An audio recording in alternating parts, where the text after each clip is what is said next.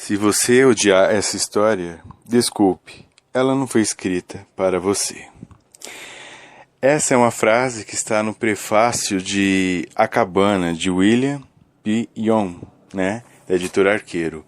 Uma frase sensacional, dado ao fato de essa obra, que é uma obra muito rica sobre o amor de Deus, sobre a Trindade, ser tão criticada, tão odiada, em termos mundiais aí por pessoas que se declaram cristãs, mas não entenderam a mensagem cristã de A Cabana.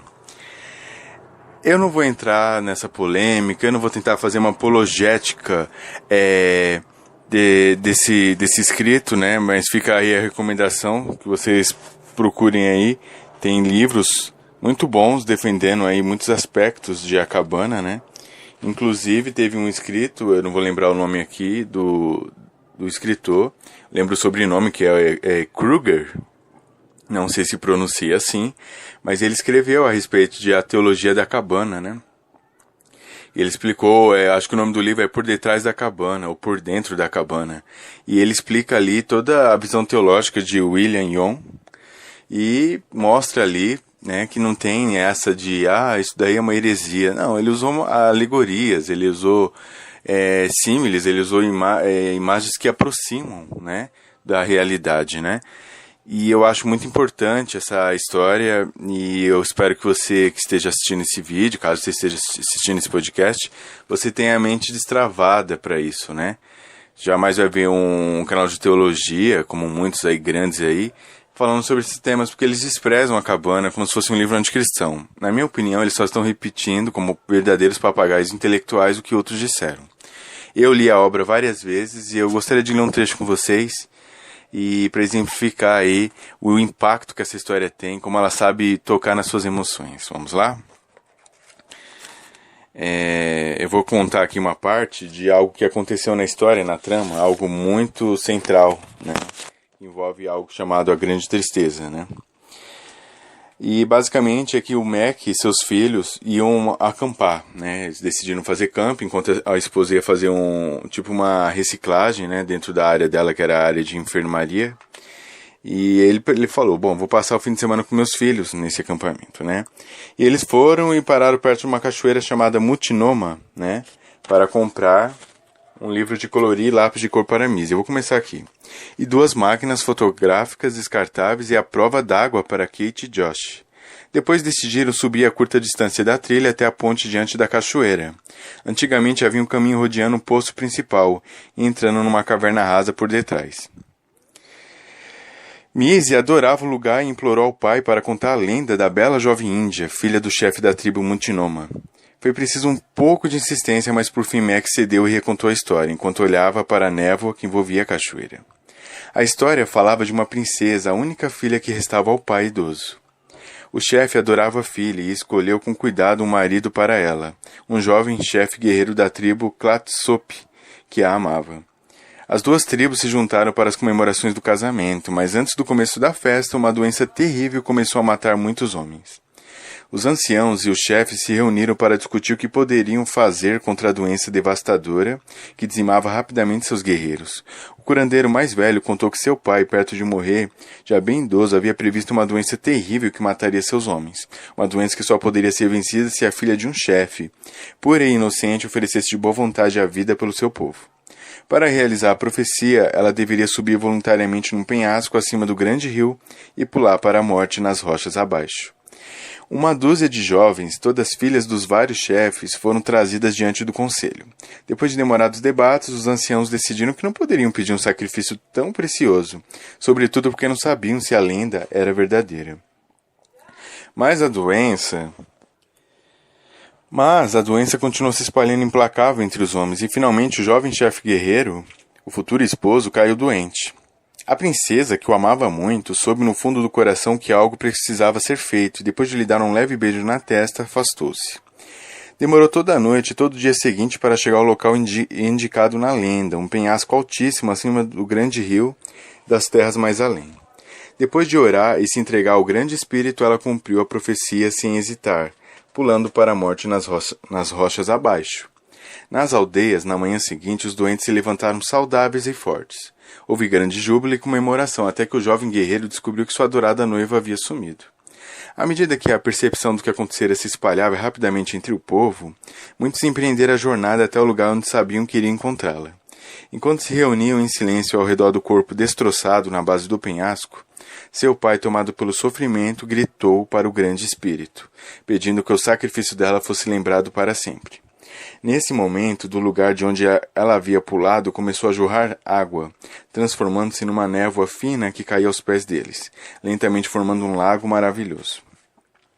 Normalmente, Missy, a filha do Mac, adorava a história.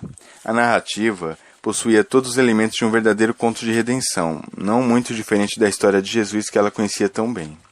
Falava de um pai que amava a filha única e de um sacrifício anunciado por um profeta. Por causa do amor, a jovem escolheu dar sua vida para salvar o noivo e as tribos da morte certa. Mas dessa vez, Missy ficou quieta quando a história terminou. Virou-se imediatamente e dirigiu-se para a van, como se dissesse: tudo bem, não tenho mais nada para fazer aqui, vamos indo. Deram uma parada rápida para um lanche junto ao rio Ude. Depois voltaram para a autoestrada que iria levá-los pelos últimos 115 quilômetros até a cidade de Joseph. O lago e o local de acampamento ficavam poucos quilômetros depois de Joseph. Quando chegaram, arrumaram tudo, não exatamente como nem sua esposa teria preferido, mas do jeito que lhes pareceu melhor. Naquele fim de tarde, sentado entre as 3 crianças que riam assistindo a um dos maiores espetáculos da natureza, o coração de Mac foi subitamente inundado por uma alegria. O pôr do sol de cores e padrões brilhantes destacava as poucas nuvens que haviam esperado nas coxias para se tornarem os atores centrais dessa apresentação única. Ele era um homem rico, pensou, em todos os sentidos que mais importavam. Quando acabaram de limpar os restos do jantar, a noite havia caído. Os cervos tinham ido para o lugar onde dormem. Seu turno foi substituído pelos encrenqueiros noturnos, guaxinins, esquilos e tâmias, que perambulavam em bandos procurando qualquer recipiente ligeiramente aberto. Os Phillips, que era o sobrenome da família do Mac, sabiam disso por experiência própria. Antes que ficasse muito tarde, os 4 deram uma pequena caminhada para longe das fogueiras e das lanternas do acampamento, até um lugar escuro e quieto que pudessem deitar e olhar maravilhados a Via Láctea, espantosa e intensa sem a poluição das luzes da cidade. Mac era capaz de ficar horas deitado olhando aquela vastidão. Sentia-se incrivelmente pequeno, mas em paz. De todos os lugares em que a presença de Deus se fazia sentir, era ali fora, rodeado pela natureza e sob as estrelas que parecia mais real. Quase podia ouvir o hino da adoração que os astros faziam ao Criador, e em seu coração relutante ele participava do melhor modo possível. Então voltaram ao acampamento e depois de várias viagens aos banheiros, Mac enfiou os 3 na segurança de seus sacos de dormir. Orou brevemente com Josh antes de ir até onde Kate e Missy estavam esperando. Quando chegou a vez de Missy orar, ela quis conversar com o pai. Papai, por que ela teve de morrer? Mac demorou um momento para descobrir do que Missy estava falando. Percebeu subitamente que a princesa índia devia estar na cabeça da menina desde cedo, quando ele contara a história.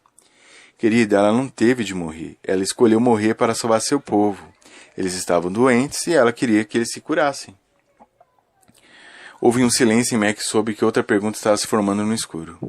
Isso aconteceu mesmo? Perguntou agora. A pergunta agora vinha de Kate, a irmã mais velha, né? Mac pensou antes de falar. Não sei, Kate, é uma lenda e às vezes as lendas são histórias que ensinam uma lição. Então não aconteceu de verdade? Perguntou Missy. Pode ter acontecido, querida. Às vezes as lendas nascem de histórias verdadeiras, coisas que aconteceram de fato. De novo silêncio e depois. Então a morte de Jesus é uma lenda? Mac podia ouvir as engrenagens girando na mente de Kate, a sua filha mais velha. Não, querida, a história de Jesus é verdadeira. E sabe de uma coisa? Acho que a história da princesa índia provavelmente também é. Mac esperou enquanto suas filhas processavam os pensamentos. Missy foi a próxima a perguntar. O Grande Espírito é outro nome para Deus? Você sabe, o Pai de Jesus? Mac sorriu no escuro. Obviamente, as orações noturnas de Nan, sua esposa, estavam surtindo efeito. Acho que sim. É um bom nome para Deus, porque ele é um espírito e é grande. Então por que ele é tão mau? Ah, que pergunta.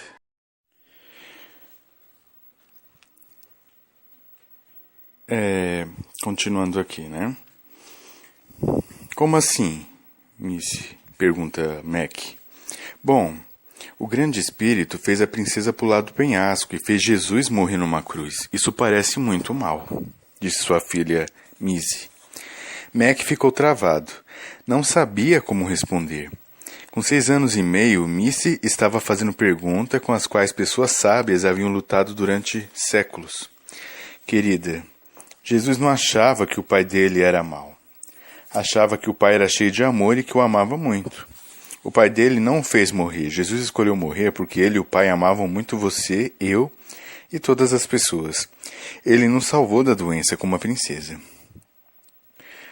Agora veio o silêncio mais longo e Mac começou a imaginar que a menina teria caído no sono. Quando ia se inclinar para lhe dar um beijo, uma vozinha de um tremor perceptível rompeu a quietude. Papai? Sim, querida. Algum dia eu vou ter de pular de um penhasco? O coração de Mac doeu quando ele entendeu a verdadeira questão. Abraçou a menininha e a apertou. Com a voz um pouco mais rouca do que o usual, respondeu gentilmente. Não, querida. Nunca vou pedir para você pular de um penhasco. Nunca, nunca, jamais. Então Deus vai me pedir para pular de um penhasco? Não, Missy. Ele nunca pediria que você fizesse uma coisa dessas. Ela se aninhou mais fundo em seus braços. Está bem. Me dá um abraço apertado. Boa noite, papai. Eu te amo. E apagou, caindo num sono profundo embalado por sonhos bons e doces. Depois de alguns minutos, Mac a colocou suavemente no saco de dormir. Você está bem, Kate? Perguntou para a filha mais velha. Estou, veio a resposta murmurada. Pai, o que é, querida? A Missy faz perguntas boas, não é? Com certeza. É uma menina especial. Você também é, só que não é mais tão pequenina. Agora durma. Temos um grande dia pela frente. Lindos sonhos, querida. Você também, pai. Te amo. Também te amo, de todo o coração. Boa noite. Mac fechou o zíper do reboque ao sair, assoou o nariz e enxugou as lágrimas que desciam pelo rosto. Fez uma oração silenciosa de agradecimento a Deus e foi coar um pouco de café. Isso foi uma pequena palhinha que dá para vocês do segundo capítulo do livro, né? É um livro que, se você nunca leu, se você sempre foi pela opinião dos religiosos, eu lamento por vocês perder uma boa literatura, que tenho certeza que, longe do que te disseram, ela nunca ia esfriar sua fé, não ia te afastar da visão certa de Deus, e você ia perceber uma grande lição sendo ensinada ali sobre perdão, sobre superação de culpa, de perda, de tristeza, né? Inclusive o que norteia de início a fim a história é a grande tristeza na vida de Mac, né, que foi um evento muito triste que aconteceu, sem querer dar spoiler, embora eu acho que talvez você já saiba do que se trata a história, e como ele lidou com isso, como Deus curou e tratou isso, né? Então, assim, eu quero que você faça uma coisa que é a coisa mais certa que você tem que fazer quando surge polêmicas, quando alguém fala alguma coisa sobre alguém ou sobre algo. Você assistir por si mesmo e investigar por si mesmo, pesquisar não o que dizem a respeito, mas pesquisar uma dica aqui. Tudo que você for pesquisar sobre qualquer assunto que seja, vai direto nas fontes. Se você vê um rio, eu vou usar um exemplo bem prático para quem é de São Paulo. O rio Tietê é um dos rios mais poluídos do mundo, né? Se você vai em São Paulo, capital, e tentar pegar uma amostra daquele rio, é só bactéria, é só esgoto, é só sujeira industrial, é um rio morto. Então, se você quer analisar a composição química e biológica natural do rio, você tem que ir aonde? Na fonte. Você tem que ir lá para Salesópolis, Biritiba-Mirim, lá para nascente dele, que fica na Serra do Mar. Então, é mais ou menos assim que se faz. Você não pode pegar um assunto já quando ele já atravessou grandes e grandes processos aí de outras pessoas comentarem. Não. Tudo que você quer saber o que realmente é, você tem que ir lá na fonte, onde surgiu. Então, assista o próprio filme, leia o livro, né, porque o filme, tudo que é adaptado para o cinema sofre algumas modificações, mas vai de preferência no livro, como eu estou indicando aqui, A Cabana. E aí você, depois de ler, você vê se foi o que te disseram, se você descobriu que era outra coisa. E mesmo tendo coisas que não concordamos, como em qualquer coisa, não é só na cabana não, tá? Tem coisas nela que eu não concordo, mas não é só na cabana não. Tem coisas em teólogos Eu não concordo. Tem coisas em pregadores e pastores conhecidos de vocês que pregam e eu não concordo, você não concorda. Então, assim, por que não conceder o benefício da dúvida em vez de ter uma certeza negativa sobre a cabana? Porque não dá a dúvida, pelo menos. Deixa a cabana se revelar a você.